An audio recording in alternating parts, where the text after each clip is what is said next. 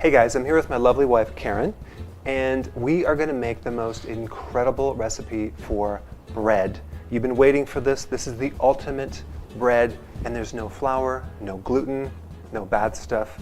So how do you do this, Karen? It's so easy. You're going to love it.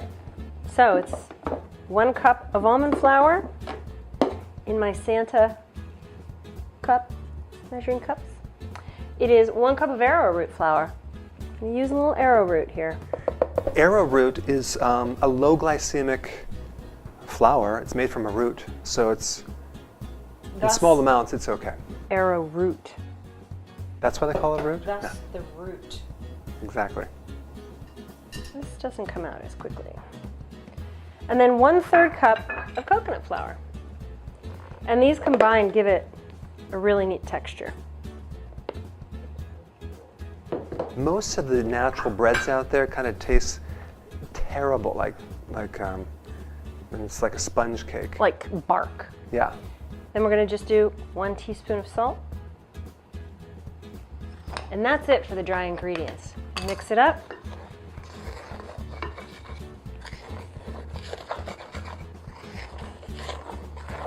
Very, very simple. It smells really good already. And then you go on to the yeast, which is also very simple. So now we're going to do the yeast portion.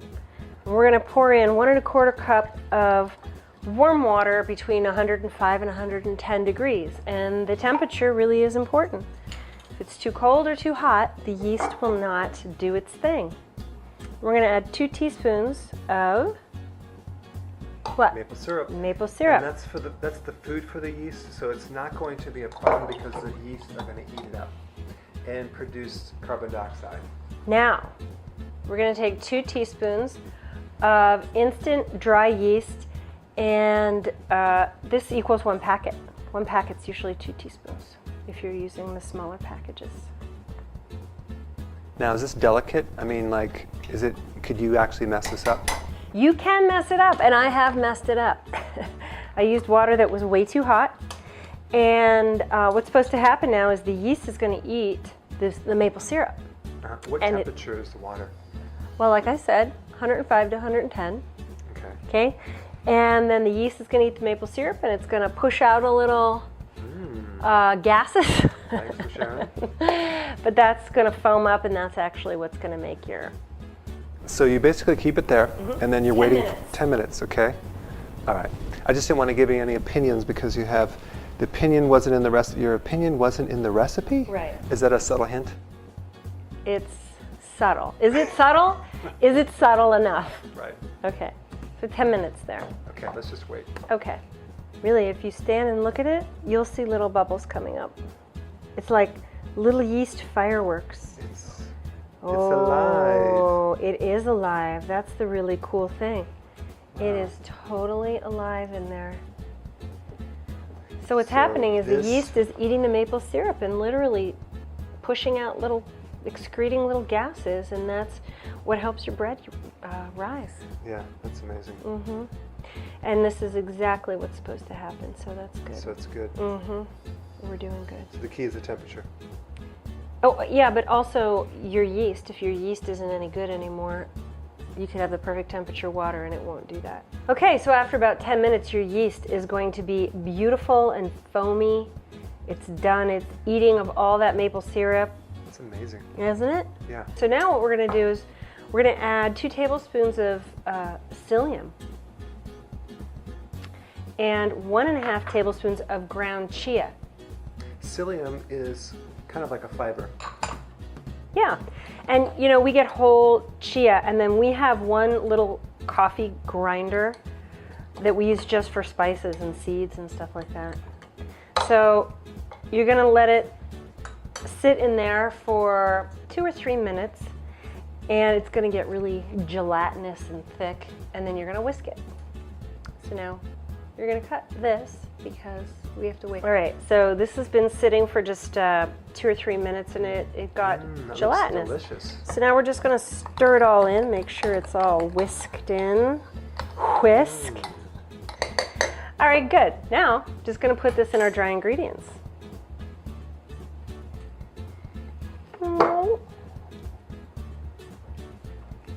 and mix it up. And you are going to see this become...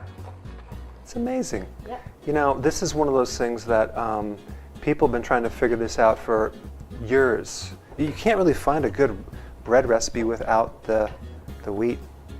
So Now, we found I was so surprised at how well this turned out. Yeah. I did find this online, and I'm not sure what we've changed, but I appreciate the people who have done all the research to figure out, especially the chia and the psyllium, because that's amazing. Now, it's going to look gloopy like this, and you're literally going to knead it just for 1 minute. Yeah, I think what happens is that you have, you don't have the gluten. So gluten is like glue. And so you have, I think probably the combination of chia seed, some of the fiber tends to act like glue, which is perfect because we can do that all day long. Yep. Now you can take this out of the bowl. I'm just leaving it in the bowl. Can you make a pizza crust with that and like spin it with your finger? I can. I used to do that. I used to do it. Okay, so now, look, I have this beautiful, beautiful bowl. I mean, ball of dough. Right. Okay, so now I'm going to put it in a slightly smaller bowl. Rinse my hands really quick, and I have a damp towel. I'm going to put it over my bread. And excuse me, Dr. Berg. Now I'm going to put it in my warm space, which is just not a cold space. Oops.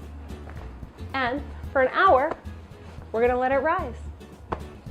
Okay, so after you've had your yeast rising in some warm place for an hour, you're going to take it out. Now, I don't have my oven on, my oven's off, but it's the warmest place. So I just put the bowl in there. Take it out. Damp cloth is no longer damp. That's what it looks like. It did rise. It should double. And there you go. It looks just like dough. It is dough. It's beautiful, as a matter of fact. Now, what you're going to do is cut it in half, because you can make two. If you want a big one, you can leave it. But then you're going to make it into a round boule. What is a boule anyway? Boule is just round bread. I had to look it up myself. Okay, so now that's that. All right? Now, to get it golden brown, And don't you have to do the squares? that's second. Yeah.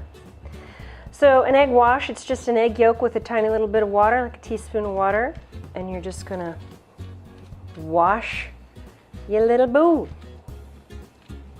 That's gonna make it nice and brown and crispy on the outside like a sourdough.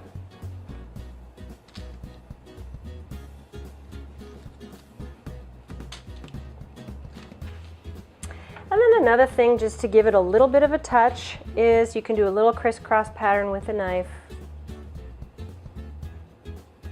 Can we play tic-tac-toe on it? You could. Just a little, it's going to give it a little something. Now, the original recipe said use a stone. I don't have a stone. So what I do is I like to put it on hot pan. I use parchment. Bring this over here. Normally I would just carry the loaves over to the oven, but for this, literally put this on hot parchment and on a pan, and that's it. It's going to go into the oven.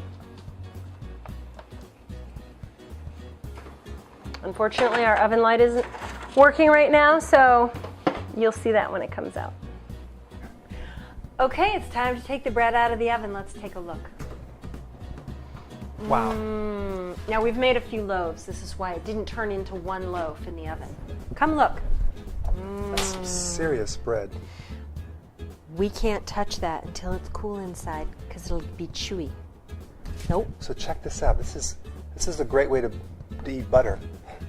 It is a great way to eat butter. It toasts beautifully. It's better than bread. Better than bread. Well, it is bread. It is bread.